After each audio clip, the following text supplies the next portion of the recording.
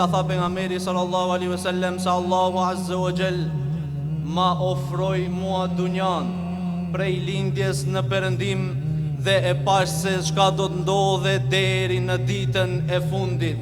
Andaj tha pejgamberi sallallahu alaihi wasallam me një hadith: badiru bil a'mali fitanan ka qita'il layl muzlim.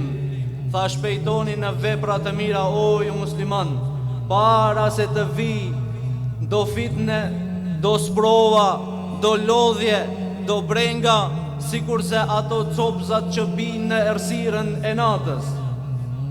Çka do të thotë kjo ju vëllezër? Para mendoni, nëse dikush të përgatit ndonjë kurth natën, a ke mundësi me e vëret kurthin? Nuk ke mundësi me e vëret. Tha pejgamberi sallallahu alaihi wasallam, do të vinë do sprova, që atë shumë do t'ju angazhojnë juve, që nuk do të keni mundësi që të merreni me to, me vepra adhurime ndaj Allahut azza wa jall, duke angazhuar me provat e dunjas. Se si ti zgjidh një ato.